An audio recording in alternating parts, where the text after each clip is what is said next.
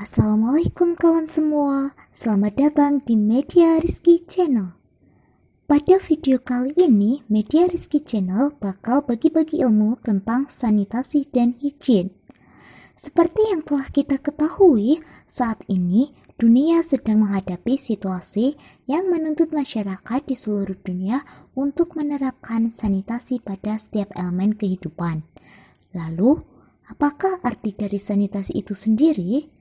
Mengapa sanitasi itu penting? Nah, untuk lebih jelasnya, lanjut yuk ke slide berikutnya.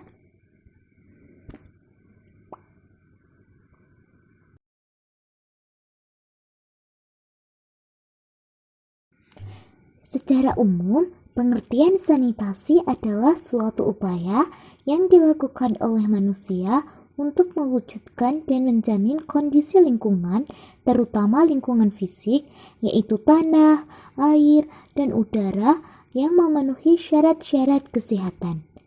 Sanitasi juga bisa diartikan sebagai bentuk pencegahan penyakit dengan mengurangi atau mengendalikan faktor-faktor lingkungan fisik yang berhubungan dengan rantai penularan penyakit itu sendiri. Sanitasi sendiri memiliki tujuan dan fungsi untuk kebersihan secara umum terhadap penyebab yang terletak pada faktor lingkungan.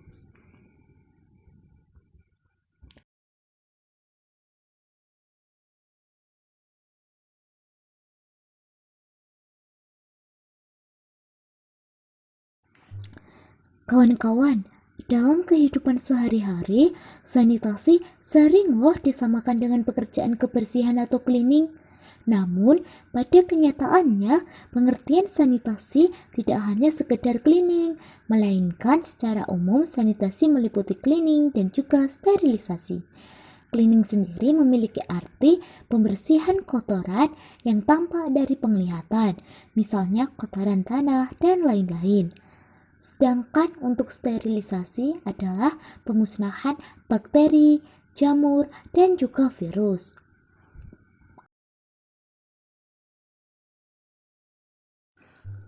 Lalu, apa sebenarnya tujuan dan manfaat dari penerapan sanitasi di dalam kehidupan sehari-hari?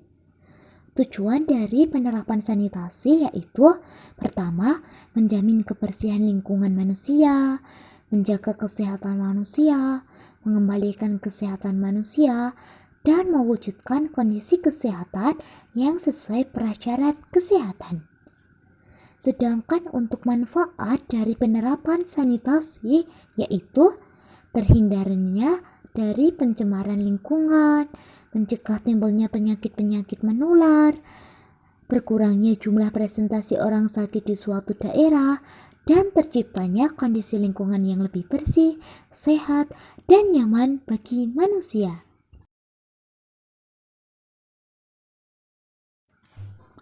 Untuk menciptakan lingkungan yang bersih dengan prinsip sanitasi, maka tentunya kawan-kawan memerlukan seperangkat bahan yang dapat membantu upaya sanitasi dalam kehidupan sehari-hari. Tentunya, bahan yang digunakan bukan sembarangan, melainkan bahan yang memenuhi syarat sebagai bahan pembersih. Nah, apa saja syarat-syarat bahan pembersih tersebut? Syarat-syarat bahan pembersih yang baik yaitu yang pertama, tidak toksik baik untuk manusia dan hewan.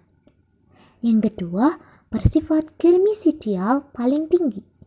Yang ketiga, mudah didapat dan tidak mahal. Yang terakhir adalah anti korosif dan tentunya tidak menimbulkan bau yang menyengat.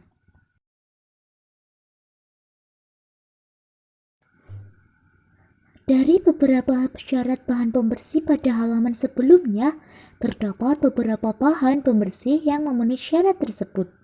Namun, pada video kali ini kita akan membahas 3 bahan saja, yaitu klorin, alkohol, dan sabun.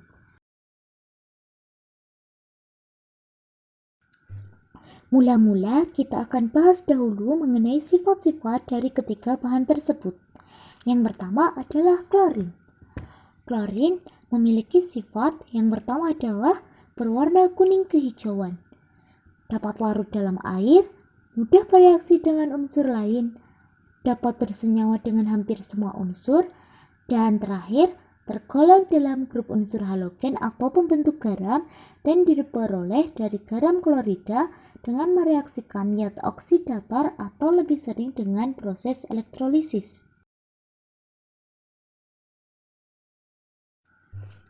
Bahan selanjutnya yaitu alkohol.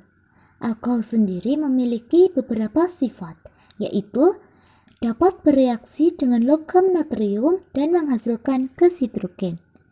Selanjutnya, dapat bereaksi dengan fosfor trihalida atau fosfor pentahalida dan menghasilkan senyawa alkil halida. Selanjutnya yaitu bereaksi dengan asam karboksilat menghasilkan ester.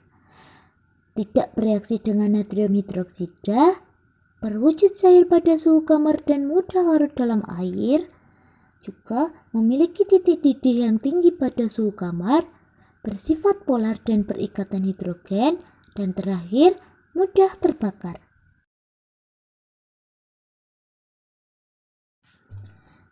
Bahan yang ketiga adalah sabun.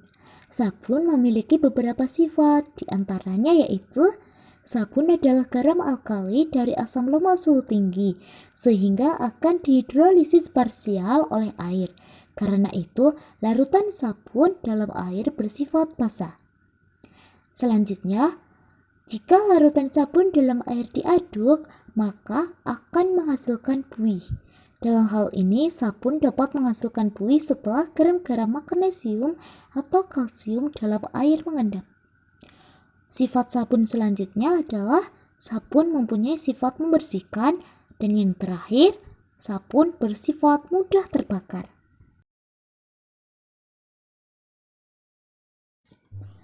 Selanjutnya adalah fungsi dari masing-masing bahan. Yang pertama, yang akan kita bahas adalah fungsi dari klorin. Konsentrasi dari klorin sangat rendah sehingga unsur ini dapat digunakan untuk membunuh organisme patogen serta tetap aman bagi tubuh manusia jika jumlah penggunaannya tepat. Misalnya pemutih yang digunakan untuk mencuci. Begitu juga bahan kimia di kolam yang mengandung klorin. Biasanya klorin juga ditambahkan ke instalasi pengolahan air bersih dengan jumlah yang sangat kecil untuk membunuh bakteri.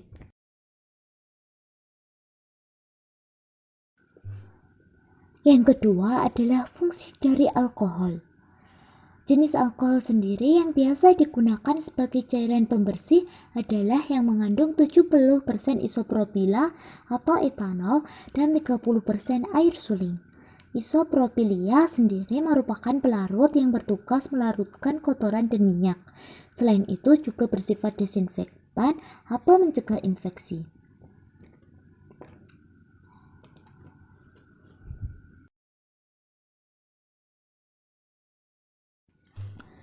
Fungsi dari alkohol 70% tentunya banyak sekali. Di antaranya yaitu, pertama, alkohol bersifat desinfektan. Tentu bisa dimanfaatkan juga untuk membersihkan peralatan seperti furnitur berbahan besi dan juga perhiasan pribadi Anda seperti gelang dan anting. Kedua, alkohol juga bisa membersihkan peralatan berbahan stainless steel. Misalnya tempat cuci piring atau kompor gas. Bisa juga untuk lemari es dan beberapa peralatan makan seperti sendok dan garpu. Ketiga, menghapus noda lengket pada upin dan cermin. Yang keempat, alkohol mampu membersihkan noda pada sofa loh. Yang kelima, mampu membersihkan perangkat keras laptop dan komputer teman-teman. Yang terakhir, alkohol tidak hanya membersihkan, tetapi juga dapat terbebas dari bakteri dan kuman. Tetapi ini juga untuk furnitur berbahan kuningan seperti figura dan hiasan.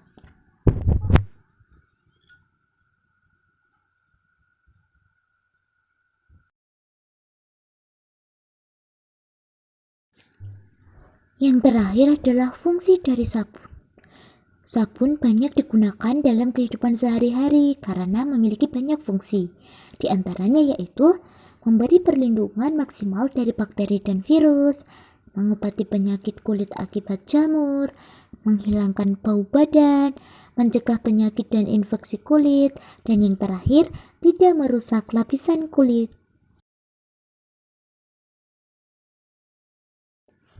Dari ketiga bahan tersebut tentunya tidak selamanya baik untuk digunakan, atau dalam arti lain adalah memiliki kekurangan.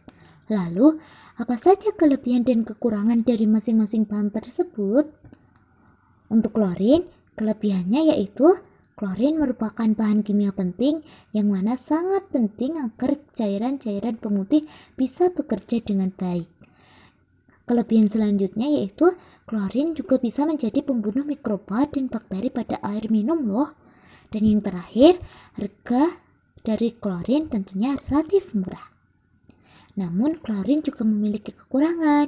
Di antaranya, jika kita secara tidak sengaja menghirup gas klorin, maka akan terjadi gangguan pada sistem pernafasan kita, baik itu berupa sesak, nyeri dada, batuk, bahkan hingga retensi air dalam paru-paru dan lain sebagainya. Kekurangan yang lainnya yaitu limbah klorin dapat mencemari lingkungan loh kawan-kawan.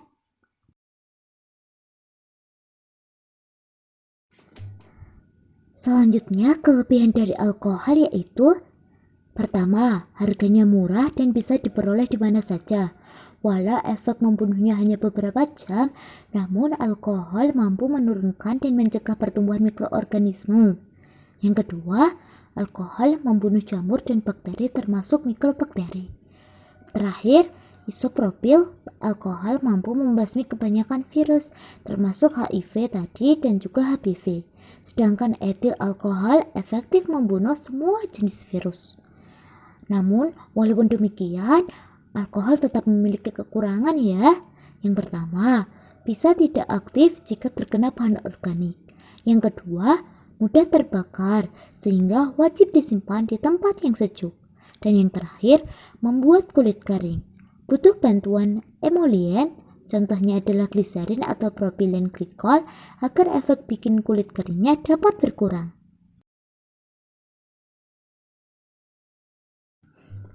Lalu untuk sabun, kelebihannya diantaranya adalah sebagai berikut. Yang pertama, harganya murah. Yang kedua, banyak varian.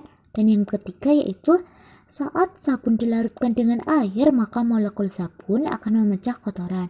Umumnya bersifat hidrofobik, menjadi ukuran yang lebih kecil atau tahap dekomposisi. Dalam hal ini, ekor berfungsi untuk mengikat kotoran. Selanjutnya, supaya kotoran tidak bergabung kembali, maka digunakan tambahan bahan kimia atau dekoagulasi.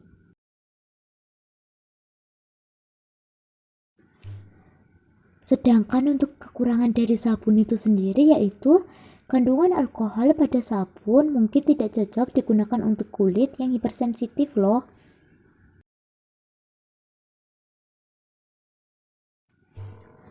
Dari ulasan ketiga bahan tersebut yaitu klorin, alkohol, dan sabun, tentunya kita belum sepenuhnya bisa menentukan manakah bahan yang efektif digunakan sebagai sanitizer atau pembersih yang baik. Pada dasarnya, efektivitas sanitizer ditentukan oleh beberapa faktor loh, kawan-kawan. Apa saja faktor-faktor tersebut? Faktor-faktor tersebut diantaranya yaitu pertama adalah waktu kontak. Waktu kontak minimum 2 menit untuk peralatan dan perlengkapan. Kemudian ada waktu selang 1 menit setelah kontak tersebut sebelum alat digunakan. Selanjutnya adalah konsentrasi. Peningkatan konsentrasi sanitizer akan meningkatkan kecepatan destruksi bakteri. Rekomendasi perusahaan umumnya adalah 50% margin of safety. Yang ketiga adalah pH. Merupakan faktor kunci dalam efisiensi sanitizer. Perubahan pH yang kecil saja dapat mengubah aktivitas antimikroba dari sanitizer loh. Pada umumnya, makin tinggi pH, sanitizer makin kurang efektif. Dan yang terakhir adalah kebersihan alat. Alat harus benar-benar bersih agar diperoleh kontak yang baik antara sanitizer dengan permukaan alat. Sanitizer lain dapat bereaksi dengan bahan organik dari cemaran yang belum dihilangkan dari peralatan dan menurunkan efektivitasnya.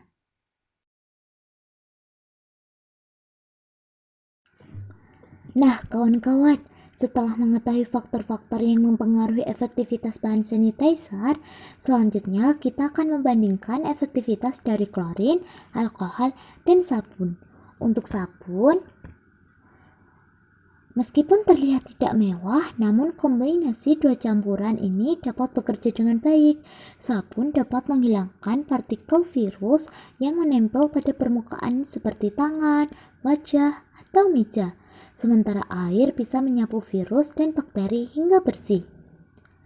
Yang kedua, klorin sangat efektif untuk membunuh virus dan bakteri loh. Bahkan, hampir semua kuman yang ada di planet ini bisa mati dengan benda yang satu ini. Namun, kelemahannya adalah pemutih atau klorin menimbulkan bau yang sangat tidak enak dan dapat merusak semua barang yang hendak Anda bersihkan. Yang ketiga, membersihkan benda menggunakan alkohol dengan kadar 70% akan membunuh virus dengan potensi kerusakan yang lebih kecil daripada pemutih atau klorin. Anda bisa langsung menggunakannya dan jangan mengencerkannya ya kawan-kawan. Dari penjelasan tersebut, dapat disimpulkan bahwa masing-masing bahan sanitizer memiliki kelebihan dan kekurangannya sendiri-sendiri dan akan bekerja maksimal apabila digunakan pada dosis yang tepat dan diaplikasikan pada permukaan benda yang sesuai.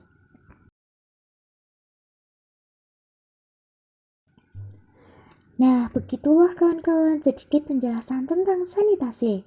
Terima kasih ya sudah menonton video ini. Jika ada yang ingin ditanyakan, bisa hubungi kami melalui Instagram di @medarizky. Sekian video kali ini ya kawan-kawan. Semoga ilmu yang telah dibagikan tadi bermanfaat. Wassalamualaikum warahmatullahi wabarakatuh.